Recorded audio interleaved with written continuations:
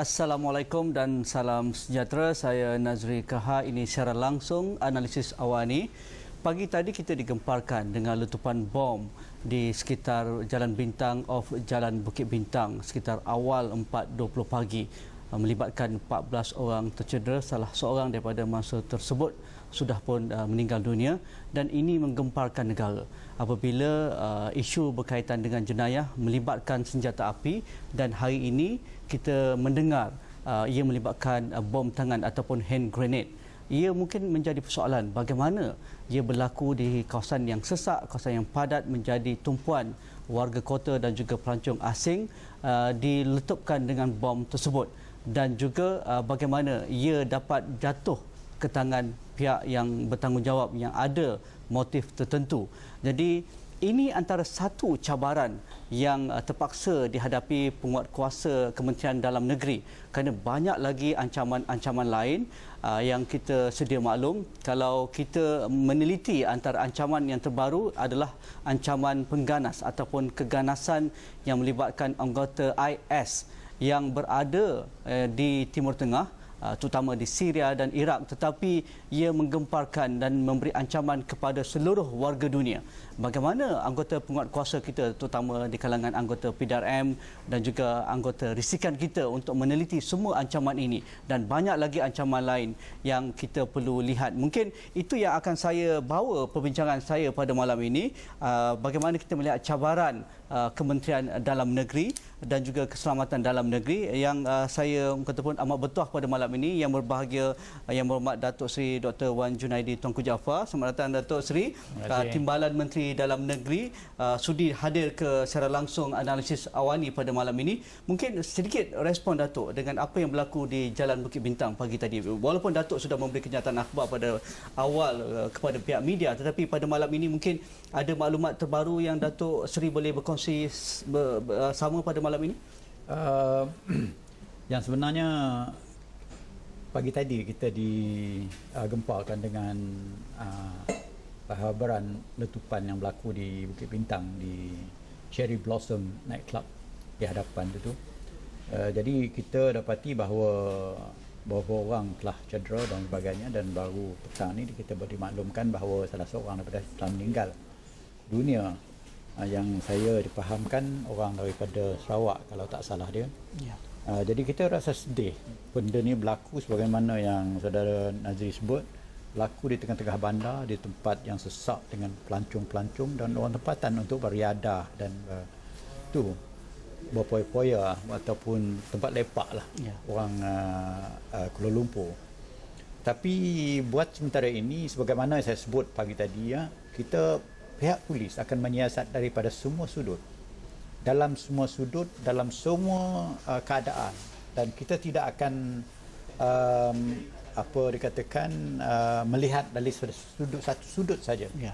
Dan dalam keadaan yang sedemikian, maka pihak polis tidak boleh buat masa sekarang untuk mengesahkan apakah berlaku, apakah motif sebenar berlakunya pengeboman tersebut. Yang kedua, apakah tujuan sebenar pengeboman tersebut. Itulah saya sebutkan pada pagi tadi selepas Parlimen bersidang, selepas menjawab soalan dalam Dewan. Saya mengatakan kita akan melihat daripada semua sudut apa yang kita perlu lihat dan selidik, dan polis akan membuat itu.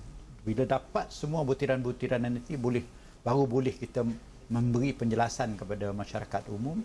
Inilah apa yang perkara berlaku. Sama ada dia perkara tindakan daripada pihak-pihak kongsi gelap, ya, jenayah, ataupun pergaduhan individu, persaingan ataupun perniagaan, perniagaan, ataupun mungkin elemen keganasan. Jadi kita tak boleh simpulkan buat masa kini. Dia buat masa ini kita tidak boleh menafikan perkara ini daripada tu. Jadi kita akan selidik, polis akan menyelidik dalam semua sudut.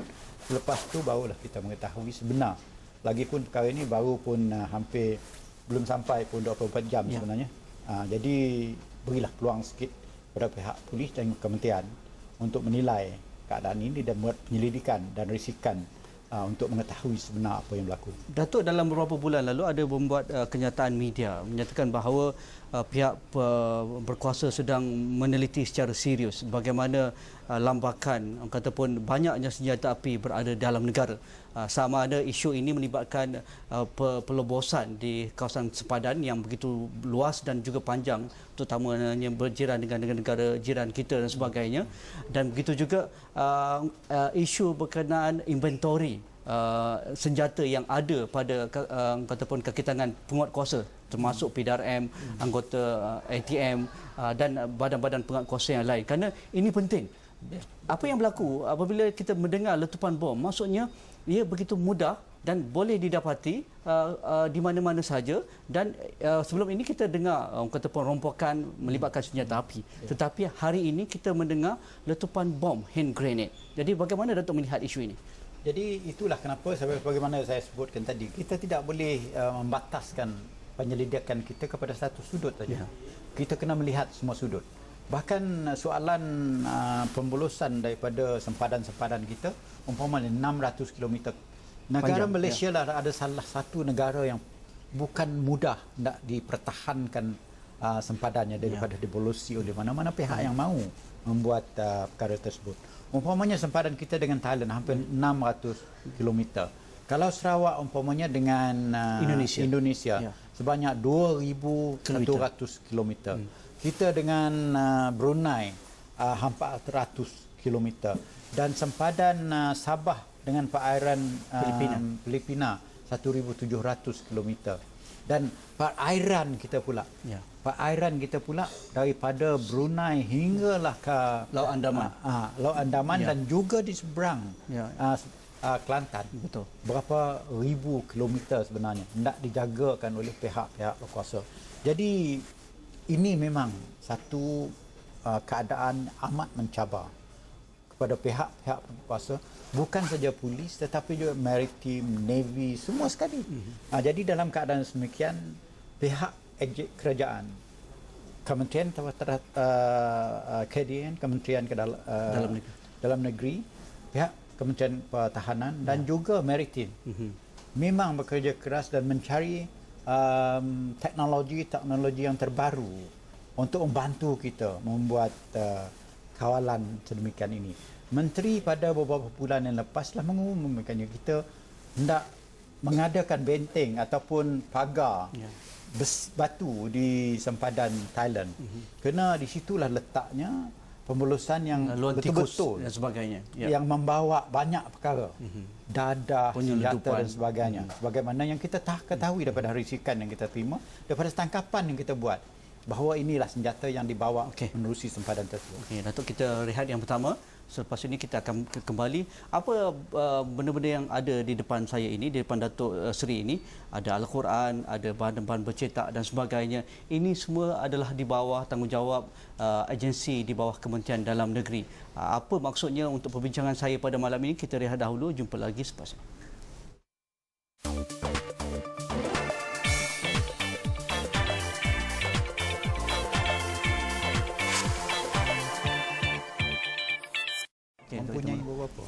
Kembali dalam secara langsung analisis awani, saya bersama Datuk Seri Dr. Wan Junaidi Tuanku Jaafar, Timbalan Menteri Dalam Negeri. Mungkin sedikit sebelum kita cerita tentang apa yang berlaku ataupun apa yang ada atas meja kita, Datuk. Mungkin sudah sampai masanya kita melihat semula katakan prosedur kita di pintu-pintu masuk utama. Kerana inilah antara lubang-lubang sama ada secara sah ataupun tidak sah, ataupun laluan tikus dan sebagainya.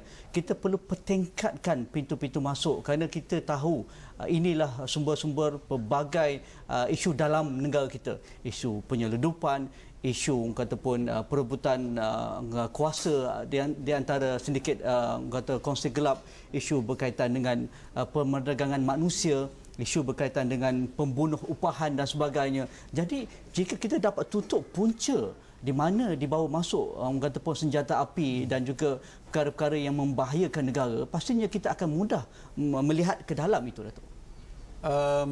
Kita sebenarnya membuat banyak kajian ya. Bukanlah maknanya KDN itu ataupun Kementerian Dalam Negeri itu berdiam diri ataupun agensi-agensinya sebagai polis, immigration dan juga pendaftaran. Kita tidak berdiam diri dalam sudut pembaikan daripada apa-apa saja tindakan kita buat. berhubung dengan kemasukan orang dalam entry point kita di tiap lapangan terbang yang utama, khususnya untuk menerima masuk masyarakat daripada luar. Umpamanya kita berapa lama dah berbincang soalan APPS, iaitu sistem untuk menilai advanced passenger screening system ni.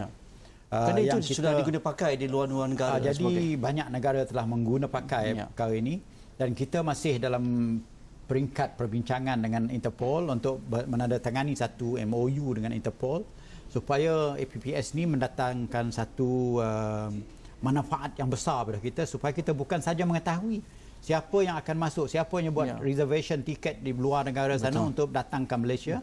Kita tidak menunggu dia datang sampai di pintu masuk kita ni, kita dah tahu semasa dia beli siapa tiket yang akan sampai. Siapa akan sampai sebelum dia naik kapal terbang lagi kita akan sampai. Dan dengan maklumat yang kita terima daripada data Interpol tu nanti, insya-Allah kita boleh buat penilaian ini untuk mengetahui siapa yang akan memasuki negara kita. Selain daripada yang masuk menerusi sempadan-sempadan kita yang kita kata tadi, iaitu menerusi illegal entry itu. Itu cerita lain. Tapi yang legal entry ini di CIQ, di airport dan sebagainya tu, di lapangan terbang tu, itu yang kita fokuskan security dia. Kena inilah tempat-tempatnya kemasukan pihak-pihak, khusus bagaimana saudara Nazri sebut tadi, berhubung dengan pelajar-pelajar daripada luar negara masuk ke negara ini. Macam-macam tujuan. Pelancong-pelancong yang datang tu. Jadi kita kena perketatkan screen, ini. Betul-betul. Dan pihak agensi kerajaan KDN khususnya memang menekankan ini dalam perbincangan kita di peringkat negara, iaitu dalam kabinet dan juga jawatan kuasa kabinet, yang mana saya sendiri terlibat banyak dalam soalan visa on arrival dan sebagainya itu. Kita tekankan bahawa keselamatan negara ini mestilah diutamakan. Ada dilema di situ, Datuk. Kerana apabila kita bercerita tentang keselamatan, ada pihak mengatakan apabila kita membuat skrin yang ketat ataupun pemantauan yang begitu ataupun telus dan juga lebih luas sifatnya, akan ada kelambatan proses di pintu masuk, menyebabkan kita akan kerugian jutaan ringgit, kita akan kehilangan pelancong, kita tak akan jadi pusat syurga membeli belah, orang suka datang Malaysia dan sebagainya. Adakah itu jadi isu juga? Tapi saya tidak melihat dia jadi satu bagaimana isu kita yang nak win-win? Jadi saya tidak melihat dia menjadi satu isu yang amat besar. Kerana apabila kita membuat pemeriksaan yang rapi di peringkat lapangan terbang, mungkin dia memakan masa yang lebih sedikit. Lebih sedikit. Macam mana kita masuk ke England? Macam mana kita masuk di Amerika? Macam mana kita masuk Eropah sebelum Australia umpamanya, lebih lagi. Jadi kita kena lihat macam mana negara yang maju ini mengendalikan dia orang punya checkpoint, border checkpoint. Jadi kalau kita lihat itu, kita tidak boleh mengatakan kita nak lebih cepat, lebih baik daripada itu. Kebaikan mestilah menjaga keselamatan negara itu yang lebih dipentingkan daripada benda-benda lain. Jangan dinilai dalam sudut keuntungan ekonomi. Soalan daripada sudut ekonomi. Keselamatan ini tak boleh dinilai dengan keuangan. Okey, Datuk, kita merujuk kepada hari orang kata pun karnival satu KDN yang akan berlangsung di Kuching pada hujung minggu ini. Ini antara orang kata pun penerbitan yang dilakukan oleh pihak agensi di bawah Kementerian Dalam Negeri. Ada Al-Qurannya, ada cetakan berkenaan dengan agamanya, ada cetakan berkaitan dengan orang kata pun majalah dan juga penerbitan buku dan sebagainya. Mungkin di luar sana ada salah faham, salah tanggapan rakyat ataupun orang politik pun mungkin tak tahu di mana bidang kuasa agensi-agensi di bawah Kementerian Dalam Negeri, Datuk Sri. Bagi saya peluang cerita ni, ini soalan sebenarnya yang saya nak jualkan di sini ialah soalan cannibal tu, satu KDN. Inilah pertama kalinya mana-mana kementerian dalam sejarah Malaysia untuk mendedahkan satu kementerian sebesar KDN kepada umum perkara-perkara yang tak pernah didedahkan dahulu, yang menjadikan satu persepsi yang berlainan dan tak kurang betul. Umpamanya baru tengah hari tadi kita membentangkan undang-undang penjara. Ahli-ahli parlimen yang bincang soalan penjara tu, bukanlah saya kata mereka tak faham, tak tahu. Sebenarnya susah nak mengetahui apa yang berlaku di sebalik tabir penjara, agensi-agensi kerajaan tu juga. apa tindakan yang dia buat, apakah kebaikan pembaik pulihan yang dia buat. Jadi oleh kerana itulah saya memandang perkara ini semasa saya masuk dalam KDN itu dulu. Hingganya saya membentangkan dalam pos kabinet untuk disetujui dan menteri sendiri terus menyambut baik dan kementerian menerima hakikat bahawa kita kena mendedah supaya persepsi yang salah kepada agensi-agensi KDN ini kita dedah kepada masyarakat. Orang tak pernah dengar pun ada satu unit dipanggil PQ yang untuk menilai Quran, penerbitan Quran, penerbitan kartun, penerbitan bermacam-macam lagi. Bahkan tadi saya di telefon oleh seorang pemberita bertanya kenapa satu film I Love Singapore itu dihalangkan daripada ditunjuk di satu tempat di Malaysia ni. Jadi saya kata dia tanya adakah ini oleh kerana dia di-ban di Singapura? Saya kata tidak. Bukan berlandaskan apa yang di-ban di Singapura. Apa yang kata saya sebut ialah sebab filem ini belum ditunjukkan kepada kita punya lembaga penapisan filem.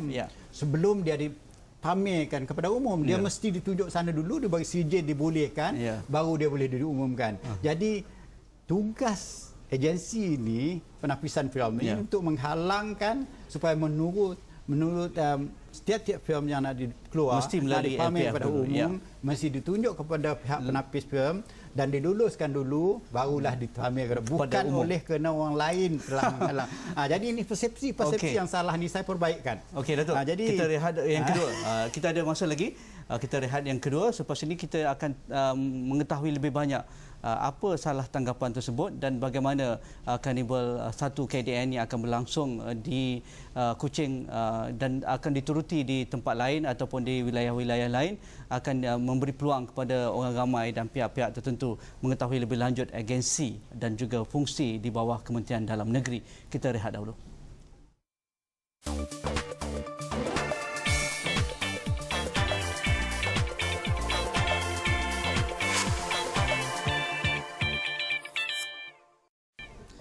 Mungkin ramai tidak mengetahui antara salah satu agensi yang berada di dalam Kementerian Dalam Negeri, mereka memfokuskan tentang penerbitan Al-Quran. Kalau Datuk ada di depan Datuk ini, ada Mashaf orang kata pun Osmani yang menjadi orang kata pun penerbitan ataupun Al-Quran rasmi untuk di Malaysia. Dan penerbitan-penerbitan lain yang selain daripada Osmani itu, rasam Osmani itu tidak boleh diedarkan ataupun dicetak berleluasa di dalam negara kita. Datuk, ini mungkin antara perkara-perkara yang mungkin perlu kita katakan wawarkan, boleh inform ataupun beritahu kepada rakyat kerana elemen-elemen ancaman sebeginilah yang akan orang kata pun memecah belahkan masyarakat, memberi orang kata pun rasa tidak selesa apabila berada di pasaran dan sebagainya. Mungkin Datuk boleh cerita sikit tentang ini semua. Ya, inilah kalau saya sebagaimana saya sebut tadi, unit PQ ni yang dipanggil oleh KDN tu, PQ, memang banyak orang tak tahu kenapa pula KDN yang tangkap orang masuk dalam penjara dan sebagainya, tangkap jenayah, tangkap pendatang asing dan sebagainya, terlibat dengan Al-Quran pula. Kenapa tak kementerian lain? Jadi sebenarnya ada dalam unit kita punya kementerian unit yang menilai Al-Quran yang dibolehkan, Quran yang tidak dibolehkan, jenis mana yang tidak dibolehkan. Saya bagi contoh surah Yasin tu. Surah nampak Yasin. Macam biasa Kalau kita lihat surah Yasin ni, dia kalau dibuka sekali pandang kita tak terpandang mana satu yang salah surah Yasin ni. Kita lihat. Kalau dibaca tu betul, tak ada salah. Seimbas selalu. Memang tak ada yang salah. Tetapi masalahnya ayat pertama tu jadi masalah. Yasin tu 7 kali dia bawa. Jadi dalam Al-Quran memang dia 1 kali saja, tak boleh 7 kali. Walaupun amalan di luar sana mungkin kita buat, tetapi untuk pencetakan tidak boleh. Dia tidak boleh secara rasmi. Jadi itulah tidak dibolehkan yang ini. Yang kedua, kalau kita lihat Yasin ni pula, diterjemahkan dalam sebutan dalam bahasa Romanized. Romi. Dan tulisan Romi. Jadi tulis Romi, cakap dengan orang kampung lah, panjang pendek itu tak boleh tahu. Jadi ayat tajwid semua sekali tak boleh. Jadi kalau kita nak lihat tu, kalau dia banyak memang senang mudah macam orang tak ada belajar Jawi kan mengetahui. Tapi macam mana nak membaca bahasa Arab dalam Romi. Ya. Jadi tak tahu nak panjang nak pendek dan semua tajwid sekali semua langgar semua habis langgar Ya, saja. ya. Jadi itu tidak dibolehkan. Jadi dengan itu walaupun baik sebagai panduan tetapi tidak dibolehkan. Itu satu. Yang kedua, kalau kita lihat ini, Ya. woi cantik Gambar Kaabah. gambar Kaabah, apa salah pula? Tetapi malang sekali yang ini tile. Dijadikan jubin. Dia jubin. Ya. Jubin ni tak boleh. Tapi kita tak tahu tu jubin ni di mana letak nanti. Ya, letak fungsi. ke sana ke letak ke bawah sana. Ya, pijak. Sebab dia dibolehkan. Jadi kita tak boleh ada possibility benda ni dipakai salah. Jadi dia tidak boleh. Okey, Dia semuanya ini akan dipamerkan dalam Carnival Akan kita 1 tunjukkan KDN. banyak lagi. Okey, satu lagi seminar Datuk yang penting Datuk akan mention, iaitu seminar Akta Pencegahan Jenayah itu. Ya. Oleh kerana kanun Akta Pencegahan Jenayah ni baru pun dipanjang ke Sarawak dan juga di Sabah. Selepas diluluskan pada tahun 2013 sesi yang terakhir itu.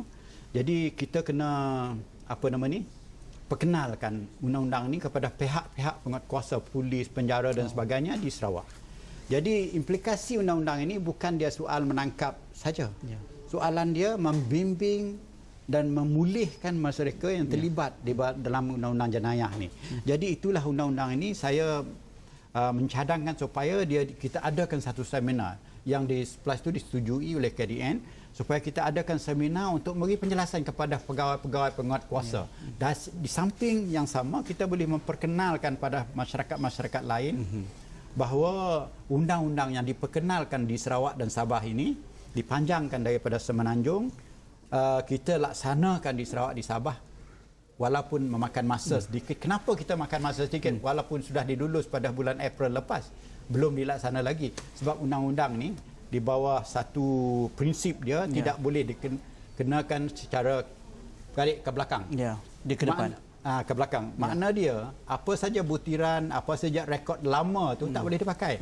Rekod baru saja dipakai. Betul. Jadi itu undang-undang program lain dikatakan Datuk dalam 30 saat, apa yang akan berlaku dalam kata pun Carnival 1 KDN. Jadi dalam seminar tu lagi penjelaskan ini, dalam masa yang sama saya akan lancarkan buku saya. Penting tu. Dua buah buku Datuk ya. Buku satu saja ada lancar ni. Ya, satu lancar. Buku saya ni dia tebal.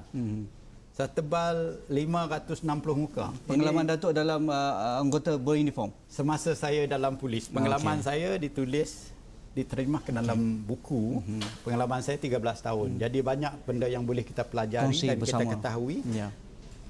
Kehidupan seorang anggota polis pada zaman darurat. Okey. Jadi banyak lagi perkara yang akan berlaku sempena Carnival 1 KDN. Ada Ustaz Kazim Ilyas. Lepas tu Ustaz Kazim Ada artis-artis kita.